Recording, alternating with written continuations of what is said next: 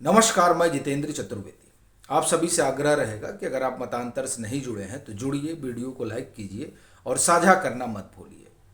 बात उस किताब की करेंगे जिसने राजनीतिक बवंडर खड़ा कर दिया है और कांग्रेस उसमें फंस गई है। वैसे ही जैसे 2014 में किताब आई थी एक्सीडेंटल प्राइम मिनिस्टर, उस किताब ने तत्कालीन यूपीए सरकार और उसके कामकाज के ढर्रे की एक तरह से कहें कि पूरी कहानी बयान कर दी थी। और उसके बाद से कांग्रेस के लिए एक समस्या खड़ी हो गई थी लोकसभा चुनाव के दौरान, क्योंकि वो तमाम चीजें जो पर्दे के पीछे थी और जो ये कहा जाता था कि दरअसल 10 जनपद ही यूपीए चलाता है, वो बात उस किताब में खुलकर सामने आ गई थी।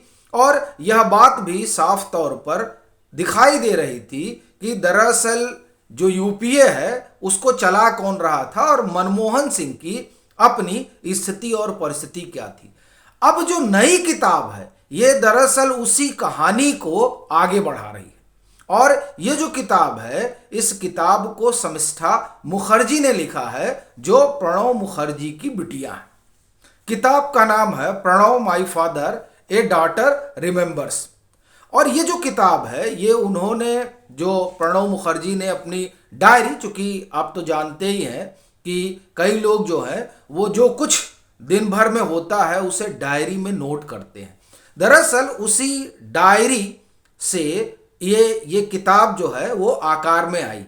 और इसमें जो बातें लिखी गई हैं वो कांग्रेस और खास तौर से अगर आप कहें तो राहुल गांधी के लिए तो बड़ा संकट पैदा कर रही है।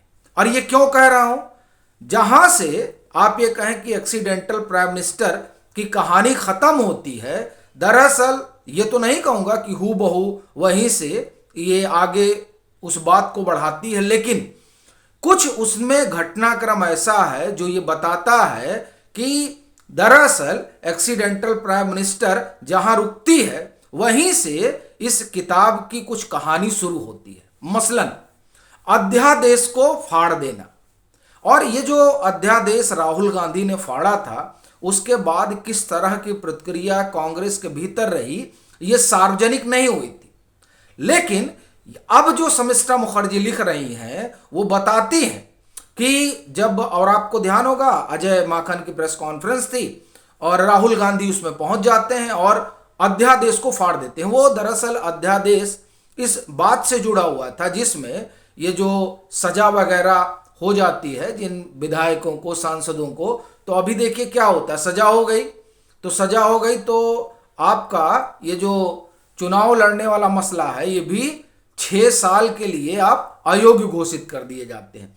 तो उसी से जुड़ा वो मामला था और कहा जा रहा है कि दरअसल उसमें ख्याल ये रखा गया था कि जो उनके सहयोगी वगैरह हैं, गठबंधन के सहयोगी, और जिन पर कई तरह के आप ये कहें कि आरोप हैं और आरोप तय हो चुके हैं, यानी वो दोष सिद्ध हो चुके हैं, तो उन जैसे तमाम लोगों को एक बचाने की कवायद भी थी। राहुल गांधी उससे सहमत नहीं थे, सो उन्होंने उसे प्रेस कॉन्फ्रेंस में फाड़ दिया। और आप में से बहुत लोगों को ध्यान नहीं होगा, जब अजय माकन ने प्रेस कॉन्फ्रेंस कर रहे होते हैं और राहुल गांधी अचानक पहुंचते हैं, चूंकि इसकी कोई सूचना नहीं रहती है, तो उनके अचानक पहुंचने से अजय माकन भी जो है वो हक्का बक्का रह जाते हैं, क्योंकि जब पता ही नहीं कि आ रहे हैं कि नहीं आ रहे हैं तो कोई भी जो है वो चकित रह जाएगा। तो वो भी चकित थे और पत्रकार भी चकित थे कि इनकी तो कोई सूचना नहीं थी, ये कहां से अवतरित हो गए। खैर, अवतरित हुए तो अवतरित हुए, वहां उन्होंने कहा अध्यादेश बकवास है और फाड़कर फेंक दिया। शर्मिष्ठा मुखर्जी लिखती हैं कि ये जो, जब उन्होंने ये अध्यादेश फाड़कर फेंका तो वो कहती है कि इसकी सूचना उन्होंने प्रणब दा को दी और फिर प्रणब दा गुस्से से लाल हो गए। कोई भी होगा, क्योंकि वो कैबिनेट का फैसला था और कैबिनेट के फैसले को राहुल गांधी ने किस हैसियत से फाड़ा था, यह सवाल तब से लेकर अब तक समय समय पर उठता रहा। इससे नाराज प्रणब मुखर्जी ये कहते हैं कि दरअसल राहुल गांधी को नेहरू गांधी परिवार में होने का घमंड, ये बड़ी चीज है। अब ये जो बात है ये दरअसल बताती है कि जो यूपीए की सरकार थी जिसमें मनमोहन सिंह प्रधानमंत्री हुआ करते थे, उस वहाँ किस तरह से सरकार चलती थी, एक बात।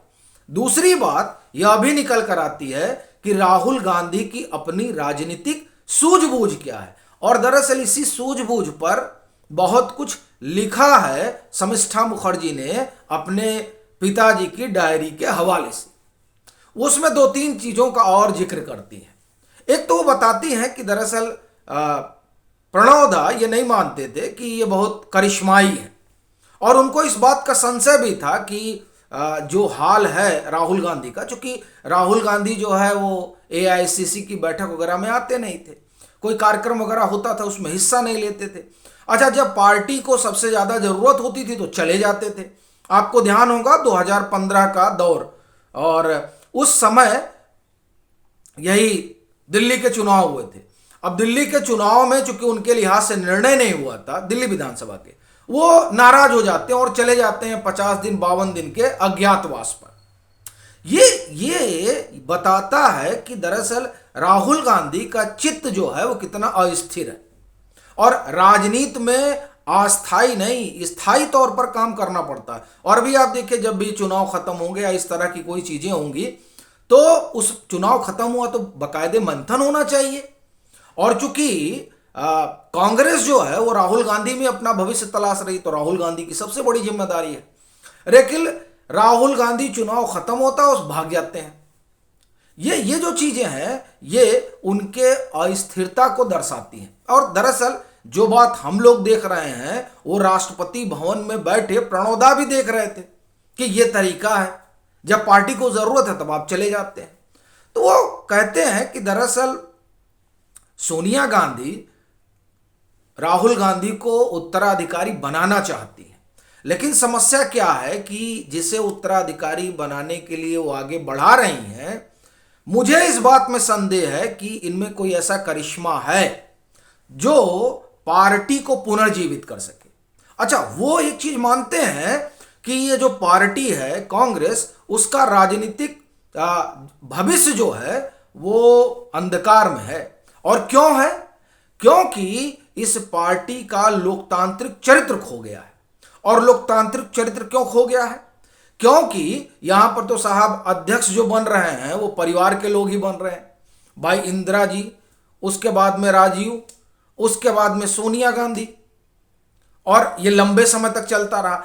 अभी जब आप ये कहें कि जो खड़गे साहब बने हैं तो उसमें यह माना जाता है ना कि अब यह परिस्थिति बन गई थी कि जो राहुल गांधी, अब राहुल गांधी अध्यक्ष है, उनसे कोई सीनियर लीडर यानी जो और पार्टियों के नेता हैं वो उनसे बात नहीं करना चाहते हैं, उन पर कोई भरोसा नहीं करता है।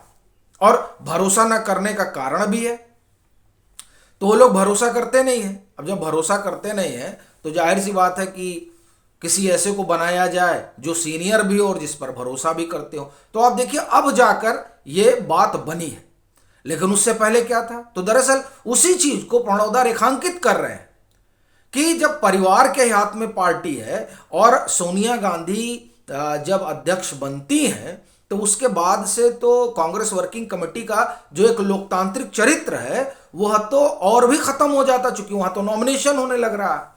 अब तो आप नॉमिनेट कर दीजिए। एक समय था जब कांग्रेस वर्किंग कमेटी में जो सदस्य आते थे वो चुन कर आते थे, लेकिन अब देखिए अब तो नॉमिनेशन हो रहा है। तो संभवतः यही तमाम चीजें हैं जो प्रणव दा देख रहे थे, और इसीलिए प्रणव दा लिखते हैं कि इनका लोकतांत्रिक चरित्र तो खत्म हो रहा है, तो इसलिए कांग्रेस के लिए बड़ी समस्या होने जा रही है। और देखिए ये जो समस्या खड़ी है, जो विकट दिखाई दे रही है, उसमें वो राहुल गांधी को इस तरह से नहीं देखते हैं कि आएंगे तो पार्टी को जिंदा कर देंगे, उनको उसमें संशय नजर आता है। और इसी में एक बात और लिखी हुई है जो ये बताती है कि दरअसल राहुल गांधी को लेकर उनका क्या नजरिया रहा। वो कहते हैं कि दरअसल राहुल गांधी का जो दफ्तर है उसे एएम और पीएम का फर्क नहीं पता है। अब ये प्रसंग क्यों आता है? दरअसल प्रणब मुखर्जी से राहुल गांधी मिलना चाहते हैं। उस समय प्रणब दा राष्ट्रपति हुआ करते हैं, वो अपना टहल रहे होते हैं और सूचना वहां होती है कि 12 बजे की सूचना होती है कि मुलाकात की होगी। अब वो ये नहीं समझ पा रहे हैं कि पीएम की बात है कि एएम की बात है, उनका दफ्तर। और वो सुबह सुबह उसमें लिखा है कि वो टहल रहे होते हैं प्रणोदा, और उसी समय राहुल गांधी पहुंच जाते हैं। और किताब में आगे लिखा जाता है कि पूजा करते समय और पढ़ते समय, टहलते समय, पूजा और टहलना ये दो ऐसी आप ये कहें कि उनकी अपनी गतिविधि है जिस दरमियान प्रणोदा किसी से मिलना पसंद नहीं करते। लेकिन अब राहुल गांधी आ गए तो होता चलिए अच्छा मिल ही लेते हैं। और उसके बाद में वो ये बताते हैं कि जिस व्यक्ति के दफ्तर को एएम और पीएम का फर्क नहीं मालूम है वो पीएमओ कैसे चलाएगा, और वो ये आशा रखता है कि वो प्रधानमंत्री बने। देखिए ये जो तमाम बातें प्रणोदा कर रहे हैं, देखिए वो मोटे तौर पर 3-4 चीजें हैं जो उन्होंने कही। एक, इसका लोकतांत्रिक चरित्र जो है वो खोता जा रहा है कांग्रेस का। दूसरा, राहुल गांधी अपरिपक्व हैं, अभी इनको बड़ा मैच्योर होना पड़ेगा। अब बताइए कब मैच्योर होंगे? अब तो पूरा भारत जोड़ो यात्रा भी कर लिए और उसके बाद में भी अभी तक मैच्योरिटी नहीं आई।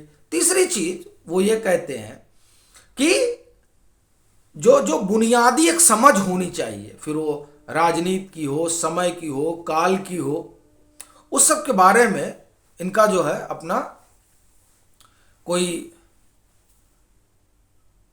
विचार है नहीं, तो उससे भी परे है। तो ऐसी स्थिति परिस्थिति में कांग्रेस के जो ध्वजवाहक बनने जिन्हें बनाया जा रहा है, हालांकि भारत जोड़ो यात्रा तो एक तरीके से रिलॉन्चिंग की ही कोशिश थी राहुल गांधी की। अब उसके बाद में भी कुछ हासिल नहीं हुआ, 3 राज्यों के नतीजे आ गए। तो दरअसल ये नतीजे और ये प्रणोदा की किताब, ये मुझे लगता है ये दोनों मिलकर वही काम करेंगी जो एक्सीडेंटल प्राइम मिनिस्टर ने 2014 में की थी। अब इस बार फिर लग रहा है, एक तो वैसे ही मट्टी पलीत हुई पड़ी है, और अब राहुल गांधी के विषय में प्रणोदा ने अपनी डायरी में इस तरह से लिख रखा है जिसे समिष्ठा मुखर्जी ने किताब का आकार दिया है। तो वो दरअसल आप ये समझिए कि कांग्रेस के लिए फिर बड़ा चुनौतीपूर्ण समय होने जा रहा है। और वैसे भी ये माना ही जा रहा है कि नरेंद्र मोदी के सामने राहुल गांधी का टिक पाना तो वैसे ही नामुमकिन है।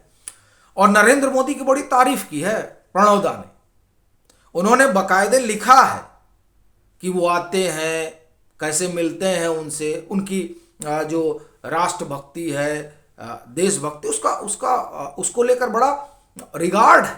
और जिस तरह से प्रणोदा का सम्मान करते हैं नरेंद्र मोदी, उसको लेकर भी उन्होंने अपनी किताब में लिखा है कि किस तरीके से वो आते हैं, जब प्रधानमंत्री बनते हैं उनका पैर छूते हैं और कहते हैं कि आप बड़े भाई हैं और आप हमारा मार्गदर्शन करिए। ये तमाम चीज़ें प्रणोदा की किताब में हैं। और भी कई बातें हैं जो दरअसल कांग्रेस के लिए, खासतौर से इस चुनावी बेला में, तो मुझे नहीं लगता है कि बहुत कुछ ठीक करने जा रही हैं।